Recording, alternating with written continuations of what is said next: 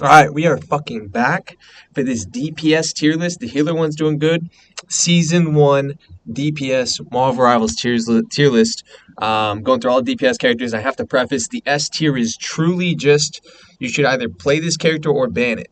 Okay, so there's only 3 or 4 characters total across all the classes that are going S tier. There's a lot of good characters, that's A. But S is strictly like if you're not playing this character, you should probably ban it. That's how good they are. We're going to get right into it.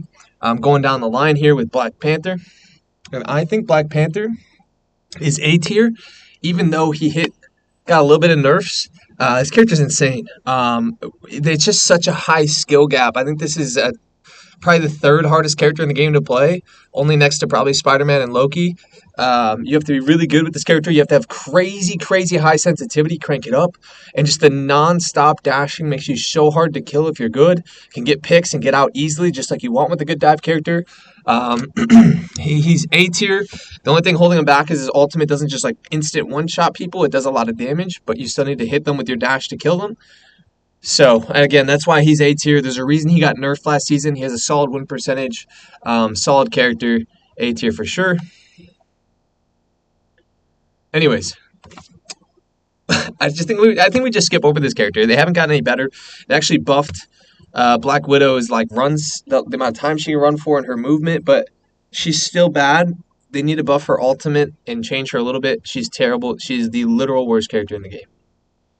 Iron Fist is not D tier. People put him in D tier.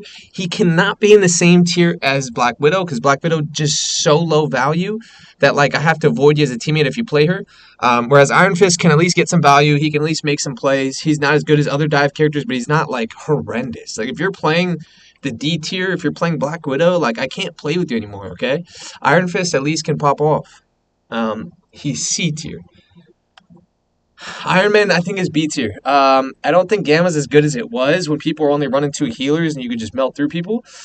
He relies too much on the team up. His ultimate's still awesome. The rest of his kit is mediocre. He dies way too much. But like I said, he's really good with Gamma. I think he's A tier with Gamma. Without it, I think he's B tier. And I just think, like, it's not as busted as it was in Season 0. People target Iron Man a lot.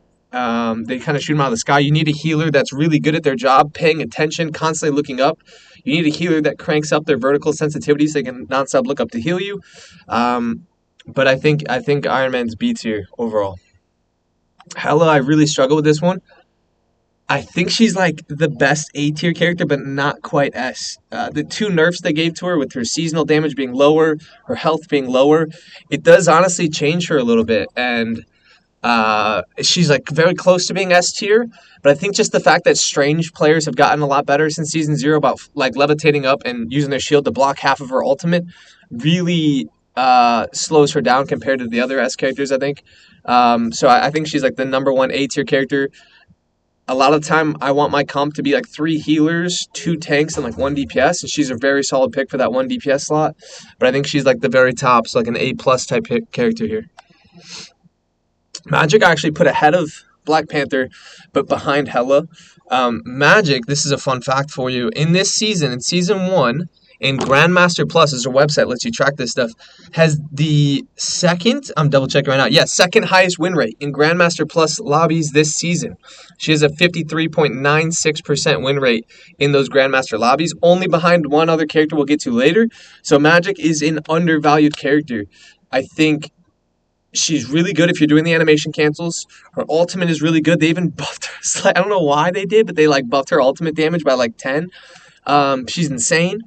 I think I have her slightly lower than Hela because Hela can just do so much damage from such a long range. Whereas, Magic has to dive in with her sword. And there's some games where the other team's playing characters that can fly, and you almost have to swap off of Magic. So for that reason, I'm putting her lower.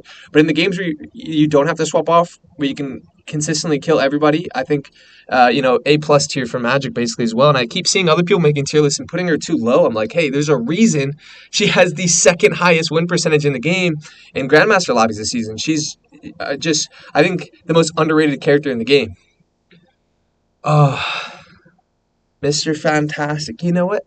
He's better than Iron Fist. I think he's like C plus tier or B minus. Like if there was a B minus type tier, I'd put him there because a lot of the time you can look at this game Marvel Rivals as I look at the NFL. I look at the NFL and I'm like, is this football team good? Well, let me check. Do they have a good quarterback? They do. Okay, they're a good NFL team. Does this character, Mr. Fantastic, have a good ultimate? Yes or no? No, it kind of leaves a lot to be desired. I look at, is a character good? As simple as, do they have a really good game changing ultimate or not? And his is not. It just doesn't do enough damage. It's more of like a tool to clean up kills. If there's two people in the back line that are each like half health, you can try to use his ultimate to like get a pick and finish off people that are low, to like finish off the team fight. But a lot of times, like, hey, we've already won this team fight. They're already low. Like, we don't need this mediocre ultimate, you know? The characters above this character, their ultimate's just like get kills instantly, help your team win the game, help your team win team fights. They open up team fights. His ultimate does not. He honestly plays more like a tank than he does a duelist. He's great at staying alive. I think they should probably tweak his class and just label him a Vanguard at this point because he's insane. Good survivability. He's probably like I think a top pick for like one of the most fun characters in the game. Like when I play him in that Doom free-for-all match, like this character's electric.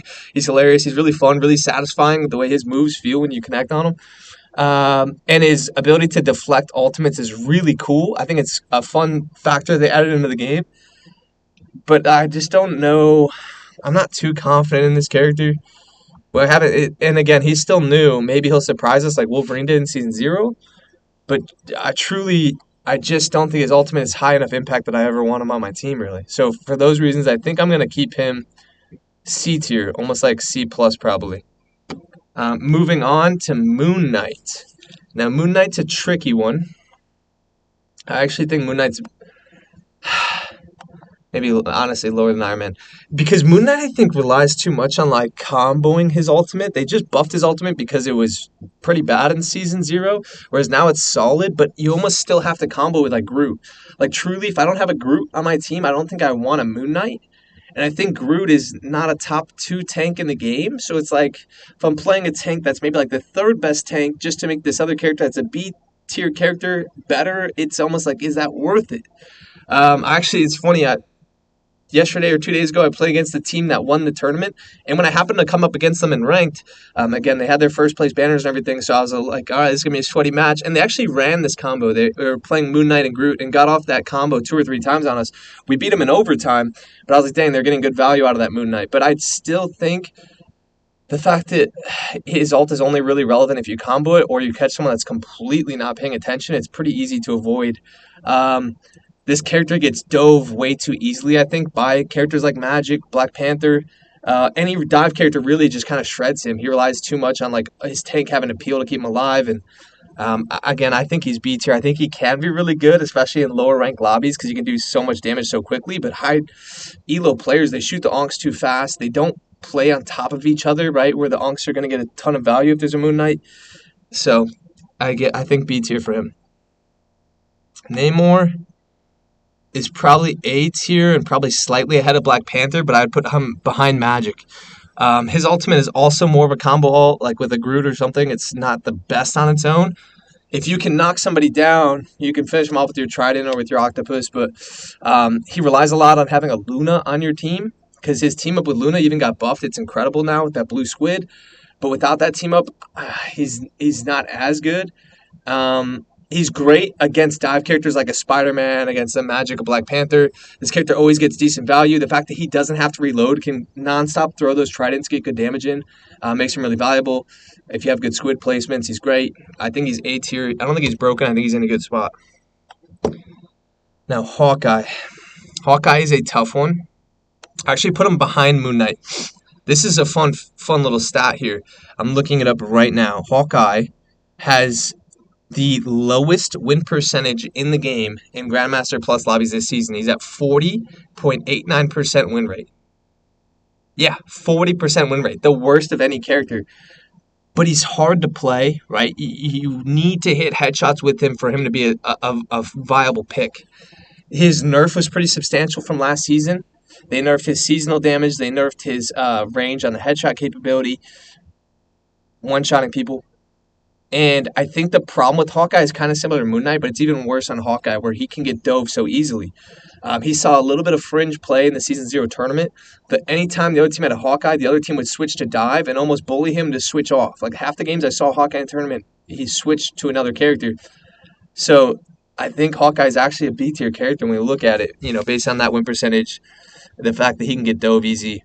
Now, if you're in the back and they're not diving you, you can get great value on his character. I'm not saying he's terrible, but I just don't think he's as good as everyone thinks, and he's not as good as Season 0. So I think he's kind of B tier, to be honest.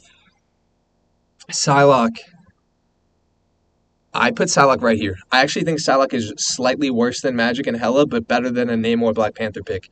This character has great survivability with the dashes, going invisible, getting behind someone and using that combo to get high damage off really quickly. But I don't know if Psylocke's actually as good as like a Magic. Psylocke's win percentage this season in Grandmaster is 52.39%. So 1, 2, 3, 4, 5, sixth highest win rate. It was a really solid pick. I'm never like, dang, we have a Psylocke. Like Psylocke can add a lot, but like even as a healer, like I play in the back line. When a Psylocke approaches me, if they don't get the instant kill, like I can bubble my feet, switch to cloak, and win that 1v1 if she stays and contested. Really, really good Psylocke players, though, can take really good advantage of her and not die, get out good damage, and kill the backline when they're half health and whatnot, and take advantage of that invisibility and that movement. So I think Psylocke's like an A tier, middle of A tier pick.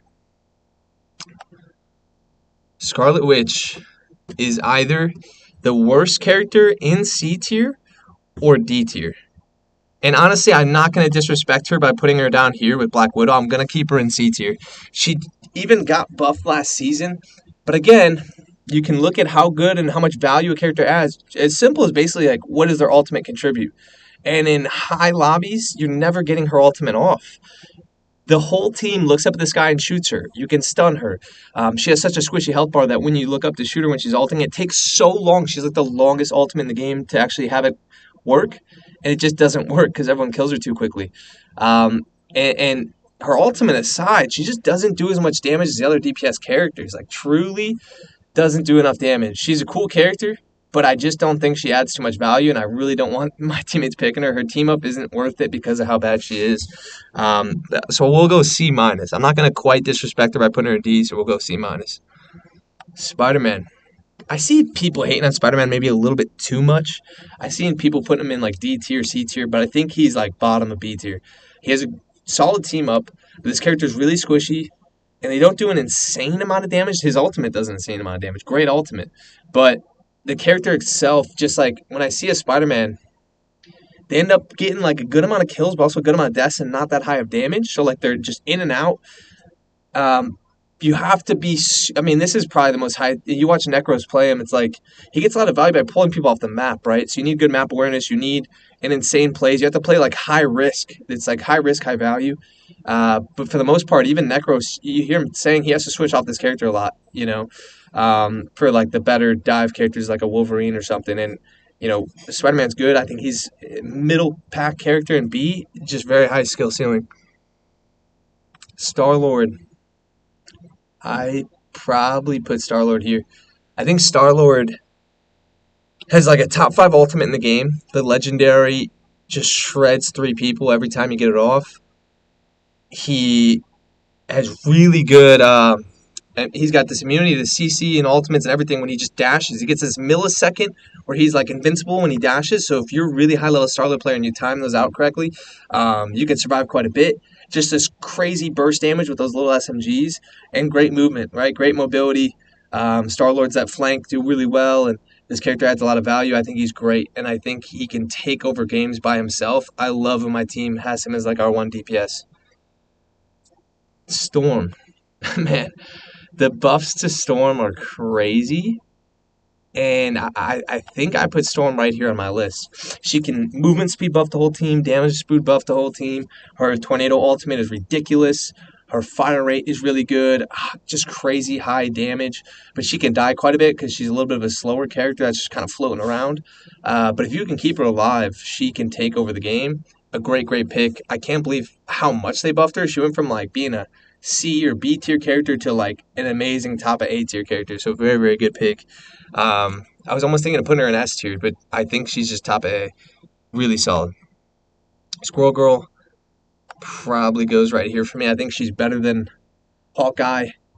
I think she's slightly worse than Moon Knight because Moon Knight, like I said, if you're really combo playing with Moon Knight, you can take over the game with that all. But um, there's too much of a random or like X factor with Squirrel Girl because sometimes her ultimate, now that they buffed it and they're tracking on it, can go crazy. It has to bounce first and then it can go crazy and it can like hit their backline, bounce, hit the backline again, instantly kill them like that.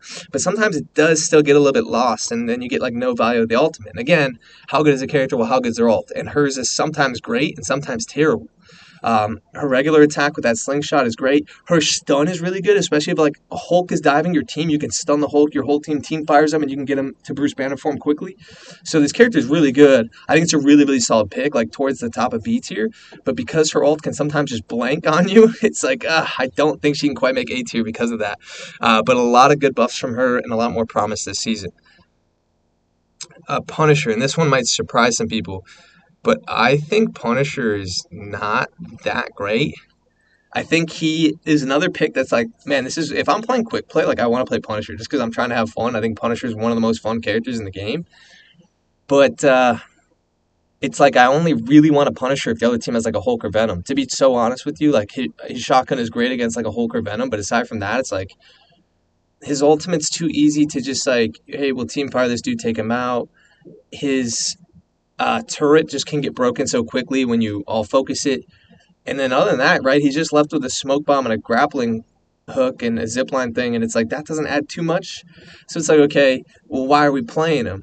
Like, do we need a rocket for the Punisher? I don't really, right? So it's like, okay, shotgun is really good against Venom or Hulk. If they're not running Venom or Hulk, I don't really think we want a Punisher, guys. I think that's what it comes down to be honest. And Bucky here is either B plus, like best character in B, or towards the bottom of the A tier. And I've been going back and forth with this, and I try to rely on the statistics as well. I've been using this list I've been telling you guys about, and Bucky's win percentage will probably shock a lot of you guys. He's in the bottom percentage. He's a 45.74 win percentage this season in Grandmaster Plus lobbies, and I just don't know if that's good enough. Every time I see a Bucky, it's like, okay, well, why are we playing Bucky? Is it because he's cool? Okay, well, he's got this good grab with his metal arm. But it's like, wait, we could just play a character that not only grabs but shreds their tanks in Wolverine, right? His ultimate is awesome. If you can keep it going. So I actually think Bucky should get played if the other team is, the other team is going to play Loki. Okay, well, we're going to get some value out of these Bucky ults. He's going to kill those Loki clones, keep the again going, right? So I think he can be a niche pick, especially if you have a guy that's like hard set on playing Rocket Raccoon. Okay, well now let's throw in Bucky. He's our like one or I only like running run DPS. I like going 2 tanks, 3 healers, 1. So it's like I don't know if Bucky is good to be our 1 DPS, our main source of damage. With Rocket, he can be, and without, I just don't know. I think the DPS above him are just better, to be honest. Bucky's a solid pick. Again, I'm never mad if we have a Bucky on our team. And I'm like, yeah, could we play something a little better? I don't know. That's how I look at this character. Finally, we got to him. And Wolverine is S tier without question. He has the best win percentage, 55.31%, the number 1 win percentage. He's insane. I have to ban this character every game if I know we don't have a Wolverine or a good Wolverine on our team. I don't want my tanks just getting shredded and melted. And so I'm like, okay, that's what I told you guys S tier is going to be this season, is we're either picking it or banning it. Do we have Wolverine on our comp? No. All right, he's getting banned every game because I want a tank, and I want a good tank. I don't want to just play high, so it's like, okay, Wolverine is ridiculous, man. He's such a high-impact character, good ultimate, great kit, great mobility, incredible passive. He almost plays like a mini third tank with that passive.